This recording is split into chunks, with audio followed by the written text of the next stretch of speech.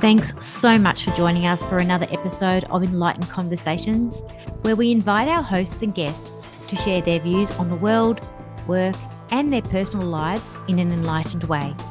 This season, we're also looking forward to engaging more with our audience, hearing your enlightened views, and answering questions and topics you would like us to weigh in on.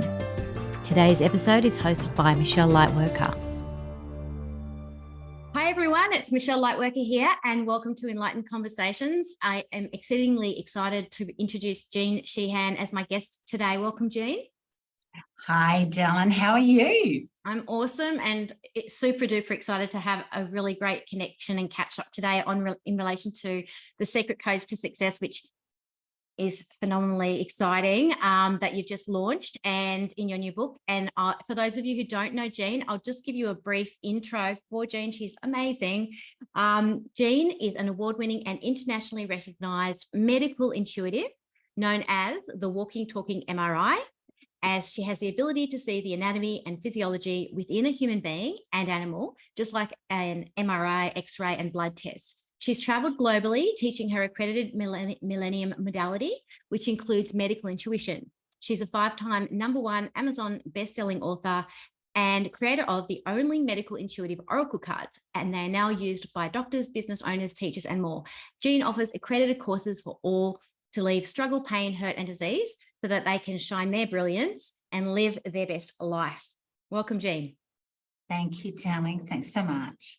And I think that the way I would describe you as a close friend and colleague that I've known for a very long time is shiny. You're just so shiny. You're always so shiny. I love it. I love talking with you and connecting with you, and you live and you breathe and you exude shine. So thank you. Anybody who has the absolute honor of being graced with Jean's presence, they will find their way to shine, but they'll also be definitely affected by Jean's shine. Oh, thank you, darling. Thank you. So how's everything been since post publishing of the Secret Codes of Success? What's been the reception of your book? The book has been amazing. So this book is actually the other half of the Jean Sheehan book I wrote in October 2016. And I wasn't comfortable sharing what was in it. And I've got goosebumps as I say that. Yeah, me too. And I thought, oh, they're not going to understand. They're not going to get what I mean. Yeah. And it was perfect. Like, as I say in here, it always works out. It was perfect. So then I kept getting, you're going to write the book in 2022. And I normally write a book in September, October. Yes. No, go write the book in April. Go do it now. And everything about this book and the Secret Codes was like, do it now. Now, I'm very organized and planned. And the whole planner thing, the calendar thing, you've got everything lined out. So always. And it was, no, go do it now. Oh, okay. So I'll go do it now. And then it was, don't launch it now. Launch it for January 2023, because it very much aligns with the energies of 23 to 24. Yeah, I saw that. Yeah. 2040, I should say. And I thought, that's fine. Got plenty of time. Yes. Then it was, launch the book now. Yes, I know. It was like, what's going on? I'm so glad we get to talk about this. What is going on? Like, just be out of here. I love the law of attraction. I love living in the moment, but I'm also really human and I love to plan and project. And so the date was booked for the 1st of December. And I thought, oh, energetically, what that means, a code to the chords, yeah, blah, blah, blah. That's great. And then I had ascension symptoms. Yes. I couldn't get out of bed. I don't get sick. And it wasn't a sick, it was an ascension. And every time I read the book to edit it, these are the edit notes, edit it, it was another shift would happen for me. So I thought, okay.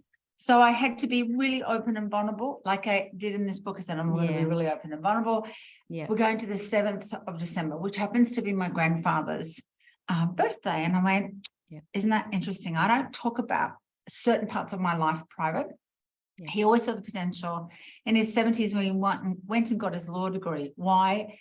Because he could. It was just accessing potential. He was retired. Wow. And I thought, okay, some things are lining up that I wasn't aware of. And it was the 7th. And so within an hour, it went Amazon bestseller. And then it was, okay, I've launched it, no problem. I can rest now. I can rest. So then it was, no, you've got to go to Egypt now. What? Wow. Like, what? It's just before Christmas. When am I going to Egypt? You got to do it on this date of January, which was like, no, I haven't got time. Who's got time? Who's got the money? No, it's going into third dimension questioning. Yep. So I thought, right, okay, I'll do it. And it's all based on the codes. Walking the talk. Yeah. So, and everything for me always magically works out. But this was like even the next level. Yes, like on steroids. Steroids plus everything else that's out there. So I did a Facebook Live, and within 48 hours, our trip to Egypt is happening. It was all booked, everything within a week. People booked in, booked out, like the event was, and I just went, what is going on? Because I know the secret codes to success, which are behind me. I know them inside out. Yes. But there's a real shift, because it talks about the new paradigm and the new millennium, which I'm really aware of, but it's quickened. And again, goosebumps. It's quickened up. It's like really quick, really quick. So the ancient, I'm going to say the ancient way is actually the new way. But along the line, humanity has misunderstood it. And even the law of attraction of, you got to do a vision board, and you got to do that, and you got to say this, it's like, you don't even have to do that anymore. So that new paradigm in the quantum is, if you think it, bang, it's right there. That's what happened. Everything for the Egypt trip, which I leave in, what's the date today? Oh my gosh, on my 15th. 11th, is it? On the 11th. No, I knew that was going to happen. Everything. I had a feeling that was going to happen. Everything. So everything, all of this is just like bang, bang. And it's not just for me, it's for everyone. So yes, secret codes. So the secret part is that it was kept quiet because there's quite a power behind it. And those that went, oh, I've got to have the power because I'm a someone or something and I can get money. That's you can't. So it was kept underground and multiple lifetimes. Egypt, Atlantis, Lemuria, etc. And a code is like if you go to Airbnb and you've got to punch in the code 278 to open up the key lock. It's how do I open up that portal? And that's what these are portals. So that you're entering a doorway that's where you become the genius of everything. And I don't mean intellectually like a degree. And then the success part is knowing it always works out. Whatever it is, it just like the Egypt thing. So me being me, I had to go extreme. Like, let's just go to Egypt right now. But it works. And I thought, oh, look, all of this is happening. So I can say, this is what's happened for me. And that's through writing it, editing it. And I say to people, don't just read it slowly, because the activations, read it slowly. So that's my thing on, compared to all the other books. How many other books have I got? 5 other books. So it's 6 bestsellers now, not 5. Yes, 6. Sorry about that. My apologies. No, you're right, because it does say 5 on the back. On the back of the book. Exactly right. Hey, just for those listening, just to let them know that we are actually recording this on the 11th of January, and when Jean looked at her watch when she mentioned it's the 11/11, I had a premonition this morning that something was going to happen on 11/11, and then at that very moment I remembered it. I just totally forgot about it, and it's very interesting that that's what we were talking about. We were actually talking about how it is so important when you unearth the secret codes to success, how you need to walk your talk, and that will happen. And there are a lot of things that I agree with you with what you've just said, in that things used to be quite secret back in the day because there could be an abuse of power. And so what we're learning a lot about how at this point in time, I think as a united consciousness across the globe, I think we're learning a lot about abuse of power at the moment. Yeah. And Yes. so this has come at a really good time, Jean, because this is a time where we're invited, I think, more energetically, as you're saying, between that 2023, 2024 time, to really come into how can I be this shiny, powerful person without abusing that power, and how can I be successful, and know that everything is successful that I do, if I give myself the opportunity to walk it and believe it and feel it. And I think from when you were talking just before, what I got was, you know, how you were talking about the vision boards, and you know how, you know, in the past we've had to do vision boards and things like that. What I got was, I get more of a feeling that it's already here, even though it's not actually here. It's here. So, you know, like whether it be moving into this place that I moved into a year ago, I was in this place before I moved in. It was a feeling of I'm already there feeling. So you're probably already feeling I'm already in Egypt. It's easy. It's no brainer. I just got to book the ticket. There's a feeling of I can't not go. I'm already there. There's something in it. Totally. And that's in the book of the quantum field of, we have this concept, people do know thoughts are things. And so let's pretend the thing is, here's a thought, here's the thing, and thoughts become things. They know that. But this is faster. And in the new paradigm, it's those thoughts that come to you because it's already happened. It's already happened. And so that defies physics and the law of physics, unless they're doing like the quantum physics, and understand that. And especially the mathematical equations of anyone that's got a sciencey mind, which I've got like a total woo mind and a science mind. And it's between the space. So in sacred geometry, they talk about when you have 1 point and 1 point and you draw a line to it, it becomes a thing. Well, we're doing it before there's even a connection to it. It is. So the saying of it is what it is. And the simplest way that I can say it is it always works out.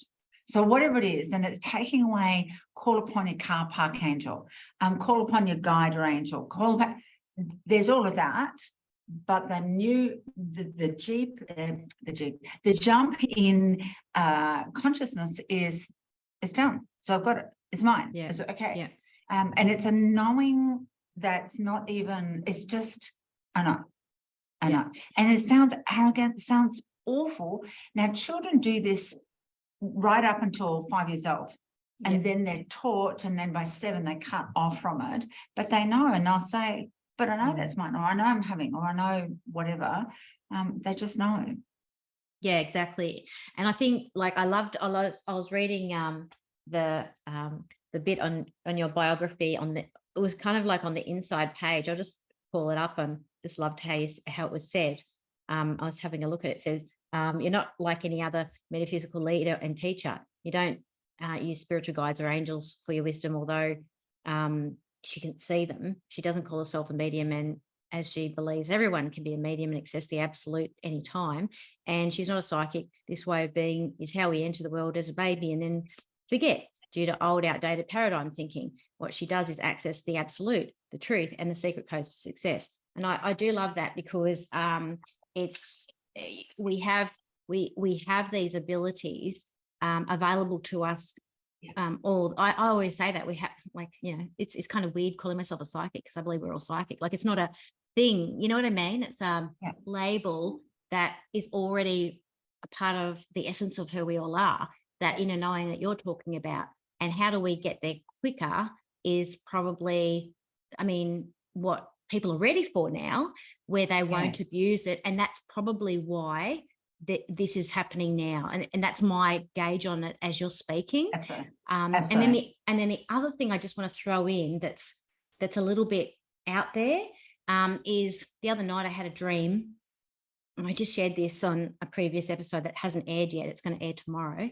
But I had a dream that I was, because, you know, my mum passed away, but I was in a dream when mum was about to pass away. But in that dream, I was trying to help her. And I've had numerous dreams to that effect where I've been trying to help her. It's the end of her life, and I've got lots of things to do for her.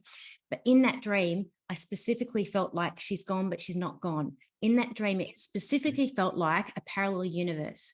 Yes. And it was after I'd actually woken up that I had the realization to make sense that it could be a parallel universe. In that, I just felt like I'm witnessing this. And I felt like there was a part of me that was helping the other part not feel guilty and had already processed all the guilt. I'd already been there. So I'm trying to explain it in a way that is a tangible, maybe a tangible example of what you're talking about, because if things have already happened, it's just about us catching up to the realization that anything's possible, and the things that need to happen will happen. So it all works out. Yeah, look, it is. And you were saying parallel universe, and there's multiple universes. There's and the awareness of people. An example would be deja vu. When people say, yes, I've done this before. Yeah, you have, because you're in the quantum and you've already done it, whatever it is. Or I think they're called doppelgangers, where someone will say, oh my God, you're the splitting image of my friend Gertrude or whatever, because we're not actually separate. And when you start to be this way, you actually realize, even though I've got curly hair, you've got straight, my natural color is brunette, you're a blonde, you understand I am you, you are me. And if there's at that new millennium, which is actually ancient, it's, well, there's no need for wars. And what we're here for is to prepare for the year 3000. So we're in the 2000s, is preparing and waking up and remembering and that time. But we can bring that time now. Which means no illusions, no fear, no duality. Which if I do it, you do it, it's like dominoes. And it's like that ripple effect. I know. I'm just so over spiritual competition, guys. It's all for the greater good. Like every single person out there talking about this magnifies the messages that everybody needs to hear. So there is no such thing really as competition. If we've got a problem with somebody doing something similar to us, then we just haven't accepted that there's no duality. It's we're all one. It's unity consciousness in action to go, yay, go, please, more, to people. Absolutely. And because we understand there's no competition, all that happens is this raising of vibration, and everybody, this collective consciousness that everybody raises to the oneness. And it's, well, great. I haven't seen the latest Avatar movie, but I remember watching the first Avatar movie and crying like a lot of other people, going, that's Atlantis. That's exactly, we knew it, the oneness, and then we had the duality and the crystal that was meant to power something or other, and baddies. It's, well, we're just in that conundrum again, very Atlantean energy at the moment. Even with Machu Picchu going underwater, I went, there it is again. Or COVID, like in my book, I talk about the Queen will die in 2022. Now, I was going to write that in 2016, and I went, don't put it. Better not, because people will go in the fear. And when I talked about the I didn't call it pandemic, but I said about the virus that will go around and it will really shake and wake the world and all the rest of it, and it will last a long time. I went, don't do it, because people won't understand. They won't understand. And it was also a past life thing for me of when I knew this in one of the past lives, because I've done this before. One of them, I took the power. I was very naughty. Yeah, I think we've all done that. And the place that I did it was Egypt. And where am I going? Egypt. I was imprisoned in a pyramid, and I died alone. And I thought, look at all the unraveling type thing. So and I've been very conscious this lifetime as I've known all of this. It's like the humbleness. So going back to not writing in the book, I didn't want guru. Don't ask me stuff. Don't guru me. I don't want to pyramid again. I've been there. I've done that. Let's do it together. Yeah, exactly. And I think it's like a bit off topic, but it's kind of, I had a meditation this morning as I was walking before we were coming on board, and I had some, I guess you could say, like a meditation yesterday where I felt like there was a bit of a shiver at the base of my spine, and when I was Googling it, it said Kundalini's awakening. Kundalini. I was going to say Kundalini. Yeah. And I was like, oh, okay. And then I was just encouraging, well, what is it? And then on my walk, I was going more into it because as I was thinking about doing certain things with Enlightened Conversations, I'd get that stirred up feeling. Yes. And then what I got was, as I was walking, was the message was that all you need to do is really ask what is holding you back from that. If that energy hasn't completely gone through your chakras, it's just sitting there. And and that was really quite enlightening because it was a simple thing of asking what's holding me back from doing that. Like, what's the fear? Like, literally. And it was really interesting because then after I did that, what happened was I started to get all these ideas come through to support me to do it. But first I had to look at the fear. Yeah, first I had to look at the fear. And so then all the ideas started to drop. And I'm like, oh my God, there's just so many solutions to this that the fear was blocking. And so that's it. That's that duality of in this third dimension, that 3D world, we have the illusion or scotoma of the fear. So then we can't access, and it's beyond higher self. It's okay, just meet yourself where you are, whatever that fear story, whatever, meet it and thank it, and then it dissolves so that you just access everything. Yes. And that's why I say I'm not psychic, I'm not clairvoyant. Yes, I see angels, guides, I call them all dudes. However, I don't go, oh, your guide said, and this is not a put down on anyone, but when you're working on the new millennium, it's, okay, there's the answer. Thank you so much. Oh, it's already done. Yes, it will be happening. We'll be going there. We'll thing. So even our house that we live in, we bought it January 23 years ago. And I came into our house and I only stood inside the lounge room and I said to my husband, yeah, we have to buy it. But you haven't been through the house. Yeah, we have to buy it. Well, just no. We're just not. And then when we moved in, I went, oh, look, it's got a fourth bedroom. Like it didn't even know, but it was a knowing here.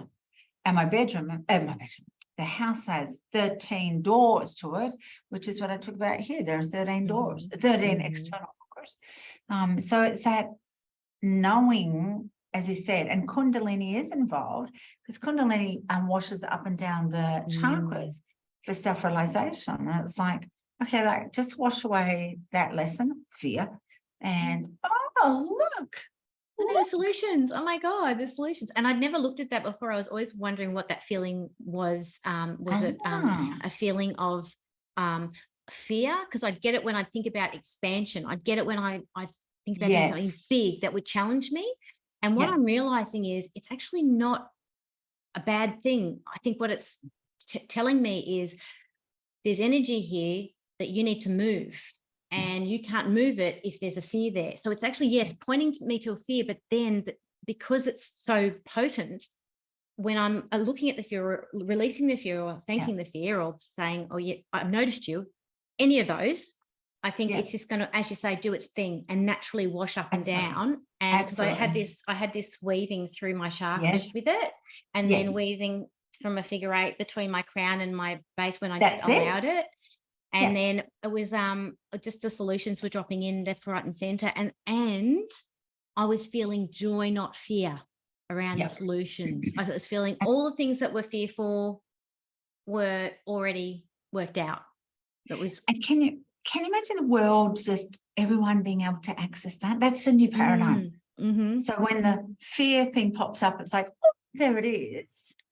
Hang on, it always works out. It's going to be okay. It's going to be okay. Yeah. And support us to do our best expansion too, you know, because I think sometimes we think of success as somewhere we've arrived, don't we? But no, it's right here. And if the success is, oh my gosh, I had emotions come up because I thought I'd lost my wallet or whatever, let's say it's that, I've lost my wallet, oh my gosh. As we let that energy move through, we have realizations of, oh, but that's okay, I wanted a new wallet anyway, or, you know, whatever the thing is. That has literally happened to me. That has literally happened to me. With computers too. With computers as well. I just keep breaking computers, brand new computers, 3 months, the hard drive goes, new computer, 3 months. But you're right with the expansion. It's instead of us thinking as we're this form, we can't fit into a form, we're every form. And so who am I really? Well, you want to be a millionaire? Great, go for it. Ask the why. So that success part, as you said, it's not, once I get there, oh my gosh, look at this, I got it, I'm a success, because that's all great. That's really nice. But as it's always been said, it's enjoy the journey. But what's the success right now? Is the success saying no? Is the success going to bed? Is the success drinking a glass of water? Is the success, I don't know, get someone smiling at you? I mean, gosh. Yeah. And you know what? Like with success, it's if you're waiting to feel it, it's like you don't know how it feels. You're not allowing yourself the treasure of that right now. And that's ripping yourself off, isn't it? It's ripping yourself off. Gosh, yes. You said it before about the joy. It's like allow the sadness, the upset, the whatever, jealousy, whatever, allow it. Because then we feel, as we feel the joy, which we naturally shift into, it's, because it's not the thing, whatever the thing is, it's actually shifting into the joy. It's like, gosh, that's, and people in third dimension think, oh, once I go for a run up the hill, I'll go for a run, I'll get to the top, and then when I get to the bottom, I'm a success, and I'll do it by this time, and whatever, I'm a success. That's not actually the success, because they can come back down and then be hard on themselves and not see the best and look at the time and whatever.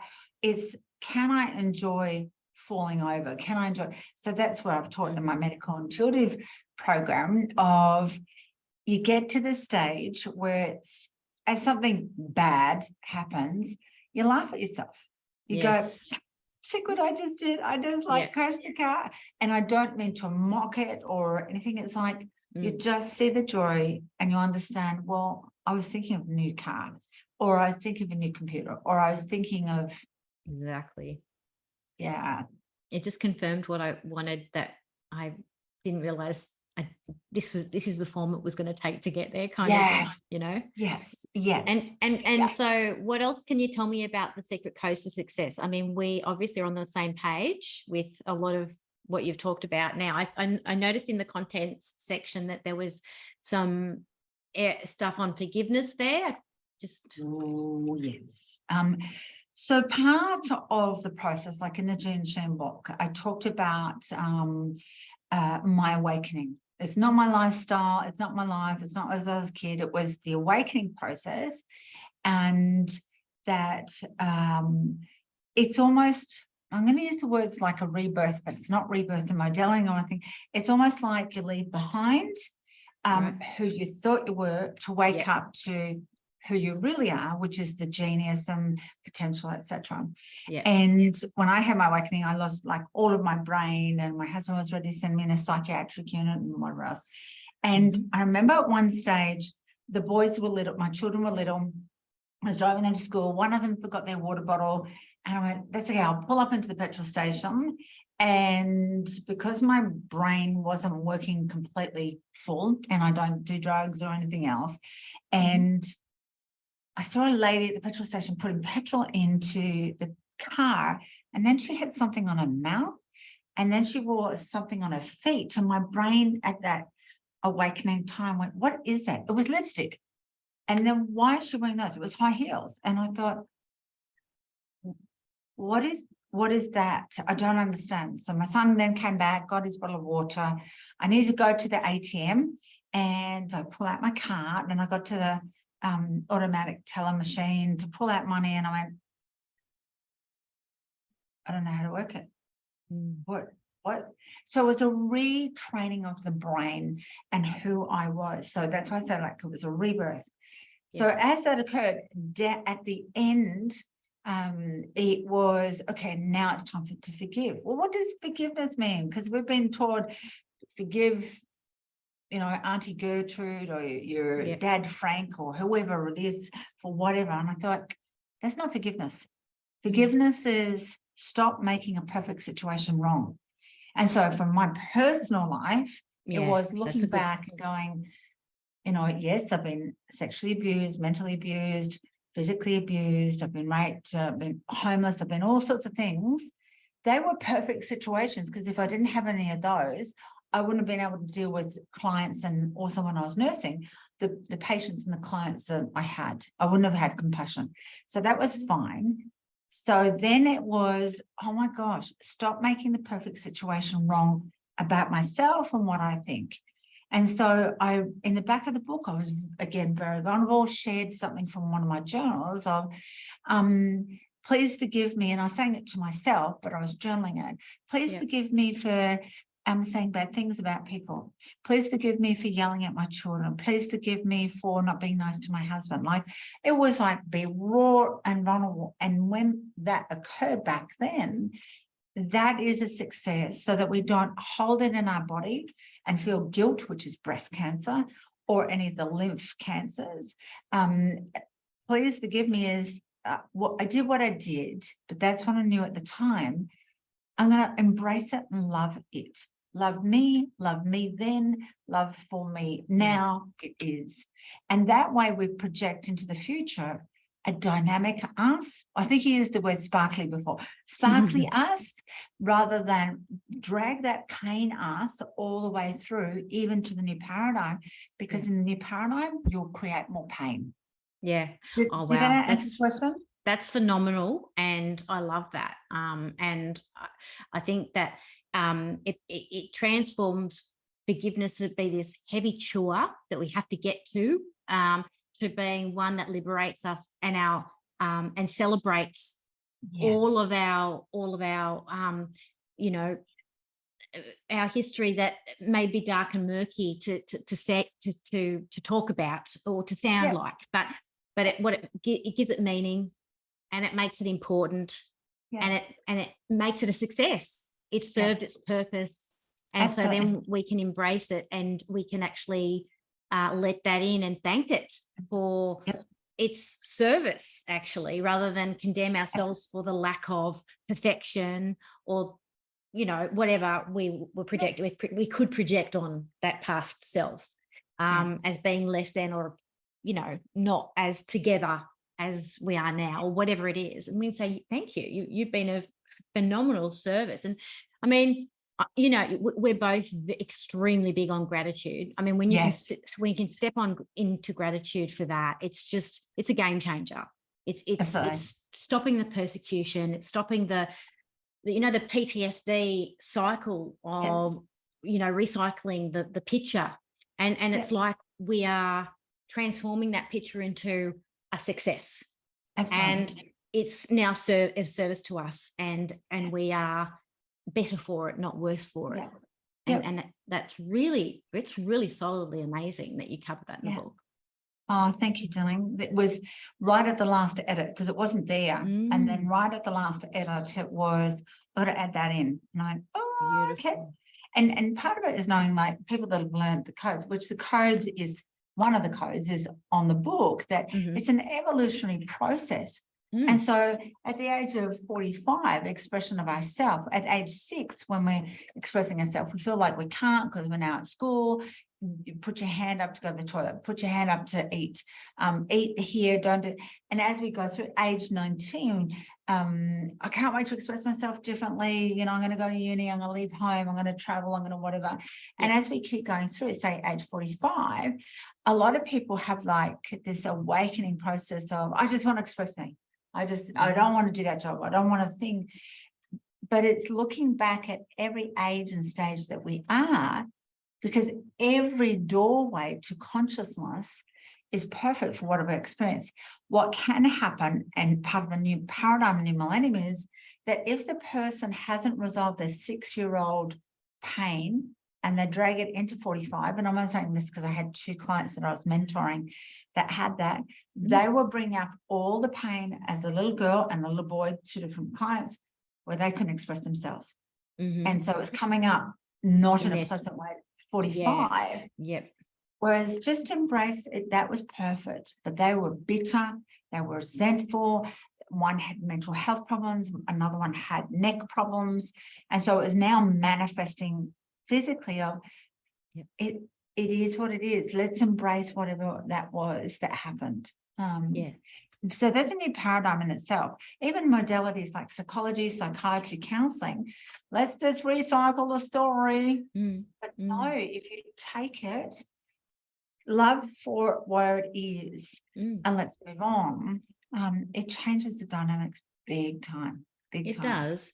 And if we're going back to a story that is unhealed and we have an abuser in the mix and we don't bring love to that story, what we find is we start to, in our own mental mind, do the abusing to the abuser. So we become that energy that we were oppressed by.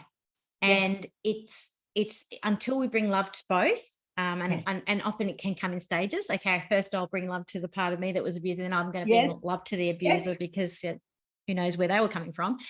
Or whether we had an agreement for this to happen so that I could learn this, and as a pre arrival contract, of some sort. So I think that it has to be physically released when you are able to do it for all the people that partook in it. And it's only we can do that. It's not like we can't, even if people die, people don't change, people continue to deny that they had parts. So there's gaslighting, there's a whole heap of stuff that can happen around that. So really, it's not really dependent on other people. Like often we think about forgiveness as being dependent on other people, but it's actually not dependent at all on anybody else. And the person that liberates is ourselves, because if we're talking about, developing illness from non-forgiveness, then all we're hurting is ourselves by not allowing ourselves to go through that process. Absolutely. And a lot of the secret codes to success is the mindset. And so for 2023 energies, it is about the mind. It's a number 10, and number 10 is about the mind. And if we can and I'm not talking PTSD, I'm not talking depression, anxiety, it's our perception of things.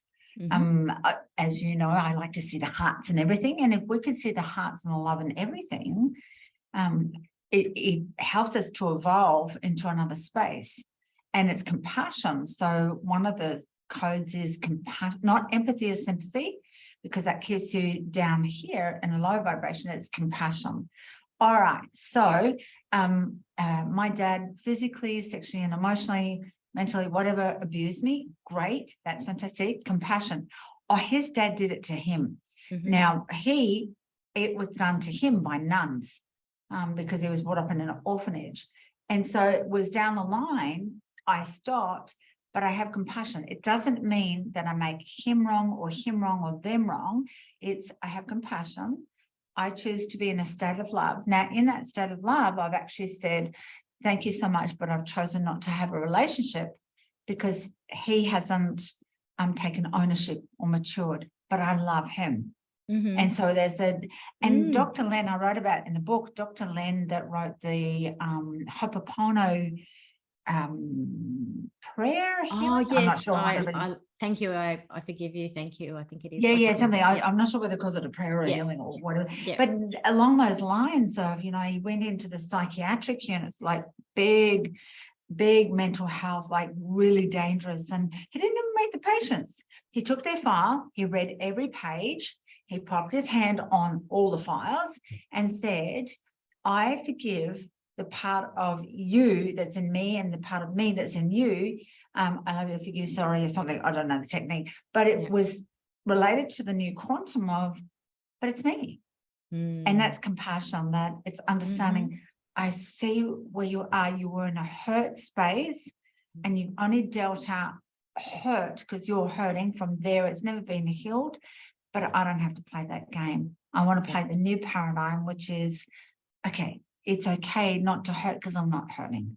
Yeah, absolutely. And it's very powerful work, because as we're not judging the part of ourselves that we see in somebody else that we may not recognize in ourselves, like, you know, like murderers, mass murderers, serial killers, whatever it is.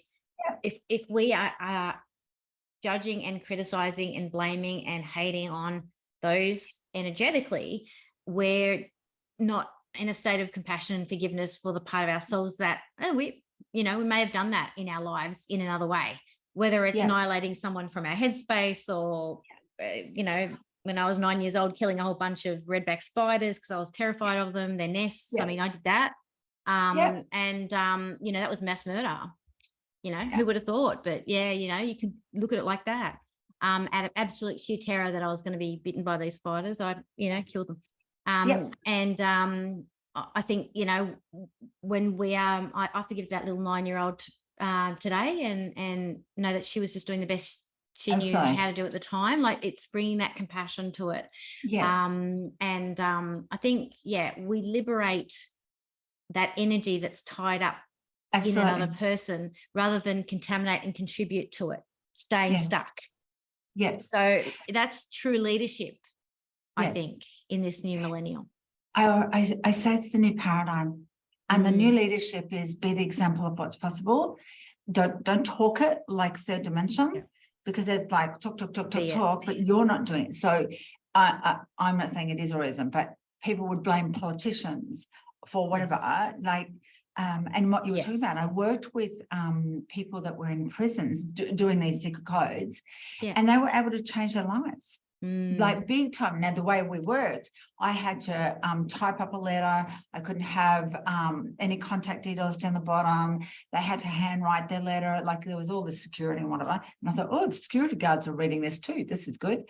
And so I didn't have anything except for compassion and love for the people that I worked with that had done really horrific things. But compassion is, right, they did that. Why, where, how come? Let's lift them. Why do we have to condone them? And someone only condones when they haven't had their pain, loss, hurt. And so it's like, right, I'm going to project you. I'm going to blame you. So yes, very much. And like you were saying about mass murderer, one of my modules, I actually say, okay, please stand up if you're a murderer. Nobody stands. Like, don't be silly, Jean. And I say, if you've ever killed accidentally or on purpose an ant, a mosquito, and I say, you ever seen the mosquito and you've gone, boom, and an automatic reaction, you're a murderer. Exactly. And it's being able to, like, in that non-duality area, to be able to remove that from our mind, because I don't think we understand the power of what we contribute to or contaminate. Like, that's massive. Like, we are by walking it in our heart space. Like, people avoid the news. I don't. I actually don't avoid it. I use it as a way to test how compassionate I am. And sometimes I get bound up in the analytical, side of things. Oh, well, this is happening because that's happening, and of course that's happening, and that will happen next. And I can kind of predict it from I guess, a toxic systemic point of view. Sure. However, if I'm still feeling that underlying compassion for all the things that play there, and no, this has to happen for consciousness to evolve, or this has to happen. This is being played out. Like you said, COVID had to happen, like 2020, you knew it was going to happen, and people were having realizations around it. It's the same kind of thing for me. I don't avoid the news because I think, why? That's just me not trusting myself. Absolutely.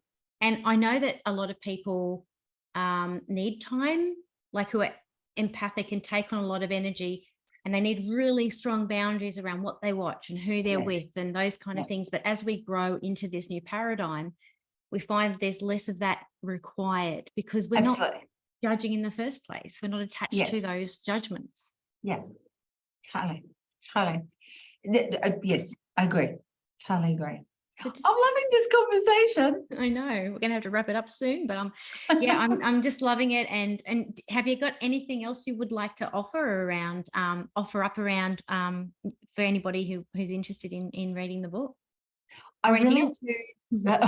do. I think the main thing is that concept of it always works out, which everyone knows me for. Yes. Love hearts and it always works out. Mm-hmm. It's really grasping that. And even if, if they're listening to this conversation and thinking, oh, this is a bit like out there, because it's a new paradigm. Yeah. It's just trust, it always works out. Say it to yourself, write it on the back of your hand, have it as a post-it note. And it's knowing success, as I teach my clients, success is what you tell yourself. Yeah. And it's not, once I reach and once I get and because then we're constantly living in the pain. Once I have a boyfriend, once I'm married, once I have children, once I have $1 million bill, once the debt's paid off, once the whatever. And I watched my mother-in-law deteriorate very quickly into dementia, and then she died. And she never had it always works out and peace. She was never there until she reached a certain part of dementia, because there's different levels of it. And she was in this utopian, it was beautiful. And then it was an aggressive side, and then she passed away. And I thought, we could create that bit right now, no matter where you are. And totally. And whether it's be, I remember years and years ago, when I had the mom handbag, I had the wet ones and the tissues and the whatever else was in it. And I remember seeing a mum, she was dressed beautifully. The little girl was dressed like in a little tutu outfit and just amazing.